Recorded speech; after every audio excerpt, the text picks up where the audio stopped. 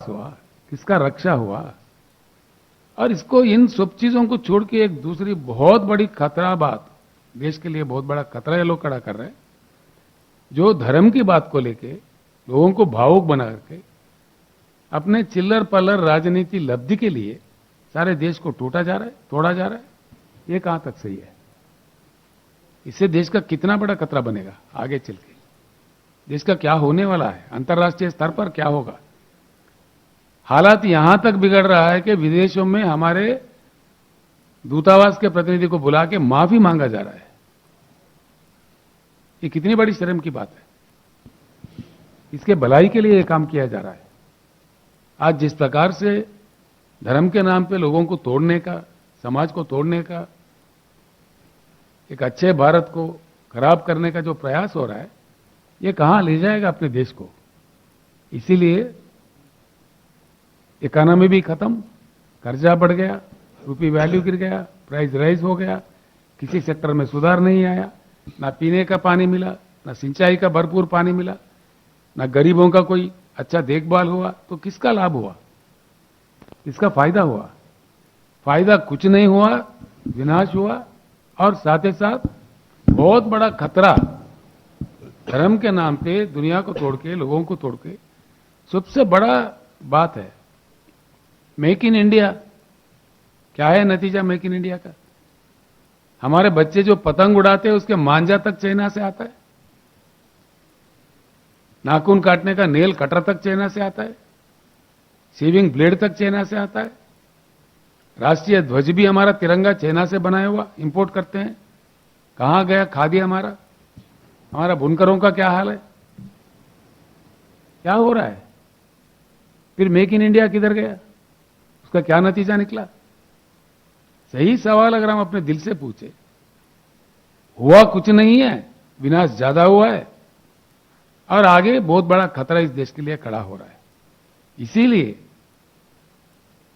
हम एक ही आवाज, आज नीतीश जी से मिलने के बाद, जो बातचीत करने के बाद, नीतीश जी का भी मन है, मुझे भी उन्होंने आदेश दिया है, जितने भी विपक्षी दल है देश में, सारे एकजुट होकर, ताकत जुटाकर, शक्ति जुटाकर बीजेपी मुक्त भारत का नारा देना चाहिए और बीजेपी मुक्त भारत को हासिल करना चाहिए। तभी देश फिर से खड़ा हो सकता है, आगे बढ़ सकता है, अंतर्राष्ट्रीय स्तर पर एक अच्छा अपना स्थान बना सकता है।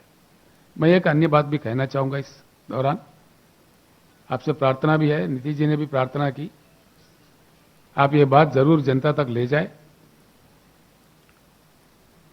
भारत में 75 साल के आजादी के बाद इतने सारा समस्याओं से उलझ रहे हम लोग।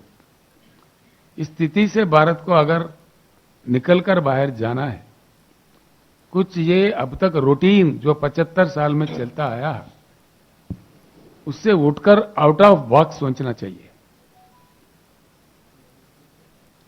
विशेषज्ञों का मानना है, ये मेरा बात नहीं है, अगर किया जाए तो भारत सर्वश्रेष्ठ देश इस दुनिया का बन सकता है, प्रभावशाली बन सकता है, प्रबल आर्थिक शक्ति बन सकता है। इसमें हमारा प्रयास होना चाहिए। एक उच्च गुणवत्ता वाली बदलाव भारत में चाहिए, ये बिल्कुल चाहिए। अगर हमारे पास ज्ञान नहीं है, पूरी दुनिया में जहां ज्ञान है वहां से प्राप्त करना चाहिए हम लोग। चाइना, जिसकी जीडीपी हमसे कम थी 1980 तक, 81 तक भी, उन्होंने कर पाया, कर दिखाया। उनका इकोनॉमी पहुंच गया $16 ट्रिलियन में। आज हम $3 ट्रिलियन के आसपास में घूम रहे हैं। बड़ा शर्म की बात है।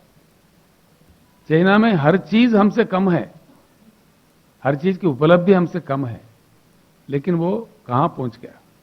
आज टक्कर दे रहा है, पूरे दुनिया के अग्रदेश जो माना जाता है अमेरिका को टक्कर दे रहा है, प्रतियोगिता दे रही है। हम कहां रह गए? ये हम ऐसे बने रहेंगे? ऐसे ही रहना चाहिए देश को। आज देश के युवा को, देश के बुद्धिजीवियों को सोचना चाहिए।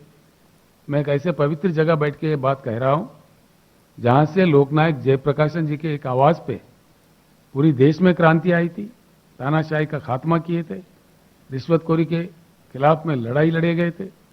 ऐसे पवित्र भूमि में आकर कुछ प्रेरणा मिलता है।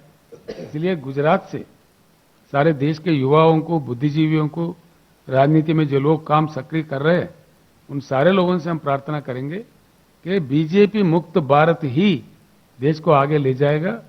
इनके धर्म के वाद पे, कुछ अन्य के वाद पे देश को तोड़ मरोड़ के जो कर रहे हैं, तोड़ना बहुत आसान होता है, जोड़ना बहुत कठिन होता है।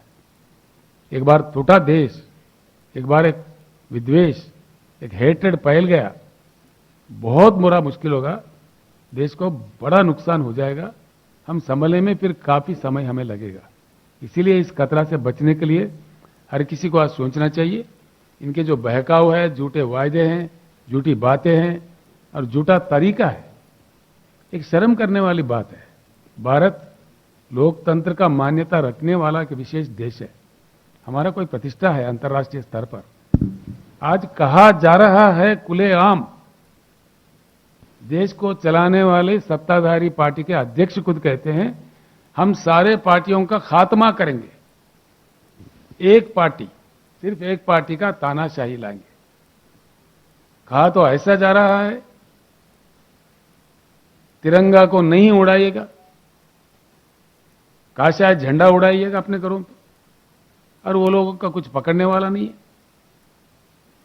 ये तो देश के साथ गद्दारी हुआ, राष्ट्रीय ध्वज के साथ गद्दारी हुआ। वो लोग खुलेआम बयान देते जा रहे हैं। क्यों केंद्र सरकार चुप्पी साध रही है? क्या कारण है इसके पीछे? और आज जिस प्रकार के दंगे कराए जा रहे हैं, जिस प्रकार के एक सहिष्णुता हमारे देश में बना हुआ था, जिसके प्रति हमारा देश का बड़ा मान्यता था, जो हमारे राष्ट्रपिता है, महात्मा गांधी जी ने अपने आप को नहीं कहा राष्ट्रपिता, सारे देश ने माना है, सर पे लिया है। ऐसे राष्ट्रपिता का अपमान किया जा रहा है कितने गंदे तरीकों से, और हम सब लोग चुप्पी साधे हुए हैं। ये कहां ले जाएगा देश को? क्या हम अपने दादा परदादा का अपमान करेंगे, अपने खानदान का अपमान करेंगे? ये किसी देश में होता है? ऐसा नहीं होना चाहिए। ये कहां ले जाएगा भारत को? आगे तब तक हम क्या सिखा रहे हैं? ऐसे भारत किसको चाहिए? और इनके प्रति कोई मतलब कुछ हुआ है, इनका कोई काम है, इनका कोई योगदान है, फलाने सेक्टर में कुछ हुआ है, किसमें सुधार हुआ जी?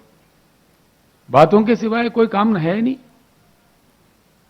जब ये विपक्ष में थे, गला पाड़ पाड़ के जिन बातों कह रहे थे, जिन बातों का विरोध कर रहे थे, आज वही बात ये अमल कर रहे हैं। Complete privatisation, totally. एलआईसी को क्यों प्राइवेट कर रहे जी? दुनिया का बहुत बड़ा इंश्योरेंस कंपनी है, सक्षम कंपनी है, सक्रिय कंपनी है,